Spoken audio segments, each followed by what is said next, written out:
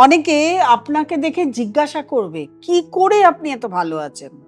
সে ভালো টাকার টোটকা আপনাকে বলবো। আপনি কিছু পেরেক নেবেন আর ১ গাঁট আটা হলুদ নেবেন। এই যে পেরেক এটা হচ্ছে শনির প্রতীক এবং এই যে ১ গাঁট আলা হলুদ এটা হচ্ছে লক্ষ্মী অর্থাৎ বৃহস্পতির প্রতীক।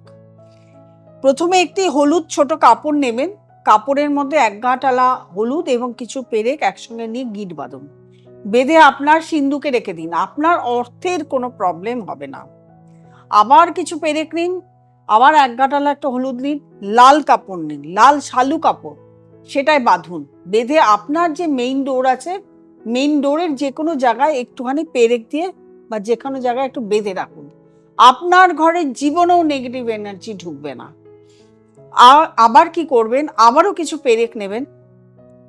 পেরেকের কোনো কিন্তু লিমিট নেই, ২টো ৩টে যেটা পারেন নেবেন, যে কোনো সাইজ নেবেন, দোকান থেকে কিনে নিয়ে আসবেন, নেবেন এবং ১ গাঁট আলা হলুদ নেবেন এবং কালো কাপড়ে মুড়বেন। কালো কাপড়ে মুড়ে সেটা আপনার বাড়ির সামনে যে অশ্বত্থ গাছ আছে সেই অশ্বত্থ গাছের নিচে শনিবার বা মঙ্গলবার দিন যে কোনো একদিন ঠিক করে নেবেন, আপনার যেটা সুবিধা, অশ্বত্থ গাছের নিচে ফেলে রেখে আসবেন।